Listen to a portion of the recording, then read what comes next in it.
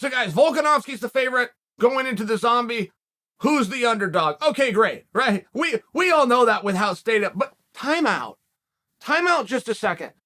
If you go back and you look at the upsets in sports history, I could go back to college football games, basketball games, endless amounts of boxing matches, endless amounts of wrestling and or grappling matches, and of course MMA. Guys, this story is a very nasty story for Volkanovski. Now, let's start with the good news. Let's start with the obvious. Volkanovski has never been hotter. That name, Alex Volkanovski, has never sold or drawn or garnered attention. He earned that by one of the most valiant performances that my eyes have ever seen. The heart and the grit and the straight up mean.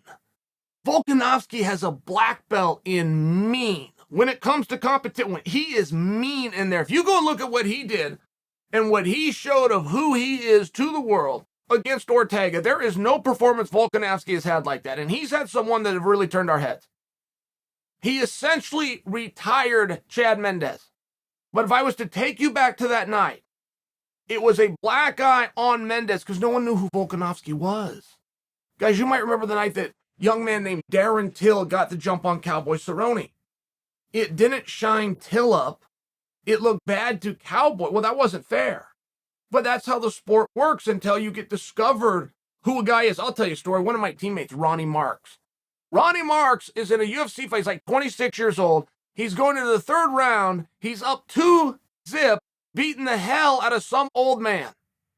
The old man comes back in the third round and happens to stop him. They cut Marks. They cut Marks and they told him the truth. If you can't close out on this old man, what are we going to do with you? That old man goes by the name of Yoel Romero.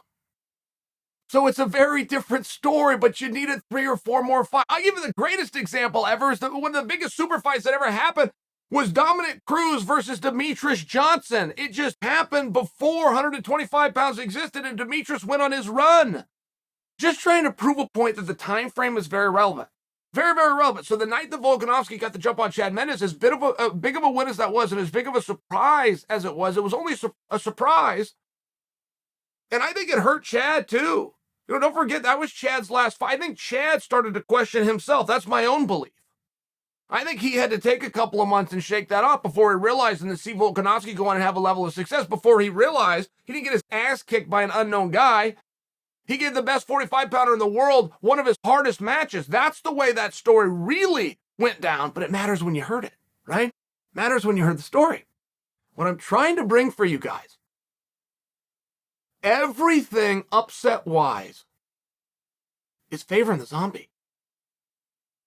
You guys know the night that Michael Bisping became the champion of the world?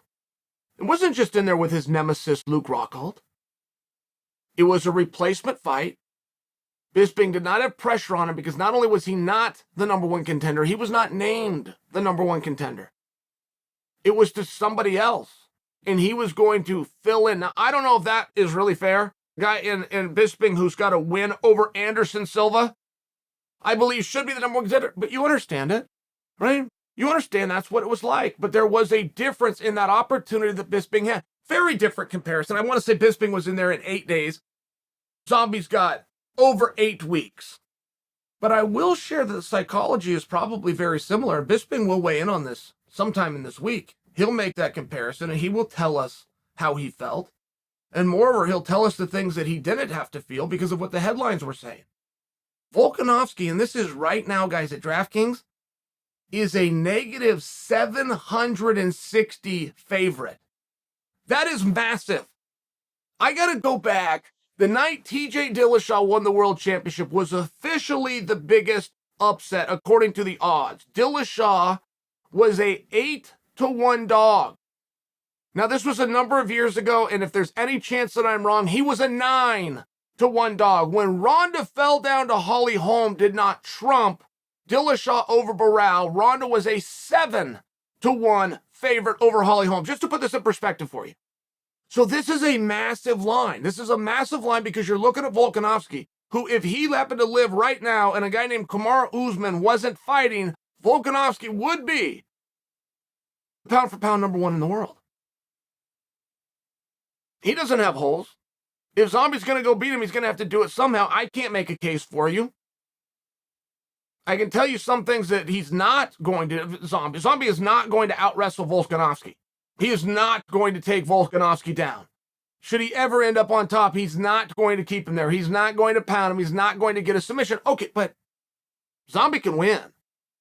For Zombie to win like all the great upsets, you don't have to perform outside of your gloves. You don't have to fight above your level. You need your opponent to fight below his. And it happens all the time. Gentleman named Ruiz, who did not look the part in the least. Tough guy, for sure, but he didn't look the part. I'm talking about boxing. Gets in there with the body beautiful. Joshua read the headlines. He knew that this wasn't a close match. He knew that he had an easy fight. He trained and prepared and walked out there for a quick night. Boom, surprise. Ruiz did not fight the greatest fight of his life, the way that story is told. Joshua fought the worst fight of his. It's just the way that it goes, but it happens all the time. Bisping did not fight any different the night that he won the world championship, but Luke Rockhold sure as hell did. Luke was out there with a certain arrogance. That arrogance came in the form of keeping his hands down and keeping his chin up. He didn't think there was anything coming back at him. That's just what happened. Rico Rodriguez lost the championship to Tim Sylvia, and Rico was on fire everywhere. Rico's like that most handsome guy that you'd ever seen in fighting, but he set the world on fire in Abu Dhabi. He's got people in the gym vouching for him. He'd beaten Randy Couture by stoppage. I mean, this guy was red hot, and it spilled. He's writing books. I remember Vin Diesel specifically was there cheering him on, which was a huge deal in our sport at the time. We didn't get celebrities like Vin Diesel. It was a big deal. Rico was that hot, but he also fought that way. I don't know if Rico's ever opened up and told the story, but it wasn't an overperformance by Tim Sylvia. Tim Sylvia threw right hands against everybody. He threw one right hand and left with the world championship. It was an underperformance by Rico. Rico threw a lazy kick. He didn't step outside. He didn't turn his hips. He didn't keep his hands. That's what it was. Those examples are everywhere.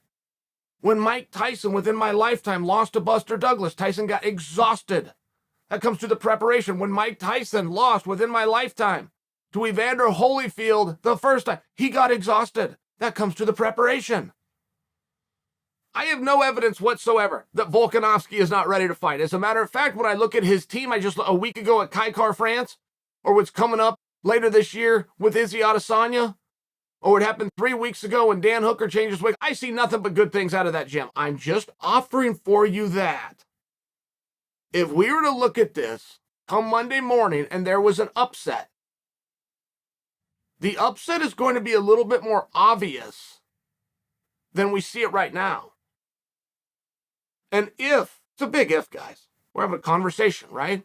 You got to do that. You got to have a back and forth. What the hell are we watching the fight for? If Volkanovski is to get beat, I will assure you that I am right. In that, it's not because Zombie suddenly got better or fought above the level that we've seen him fight before. It's because his opponent, in this case the champ, is going to underperform. Volkanovski's walked in and done some damn heavy lifting, but he has not been viewed the way that he's viewed right now. He was not expected to win. And again, I could go back to the Mendez fight. Volkanovski was not expected to win. I could go to the first Max Holloway fight. He was not expected to win. I go to the second Max Holloway fight. I could even go to the Ortega fight where Volkanovski was the favorite. Don't think you have to correct me.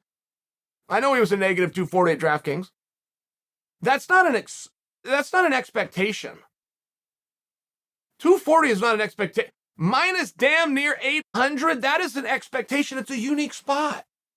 That's all I'm offering for you. I'm not making a prediction. I'm just sharing for you guys as this is closer and you start to look at it.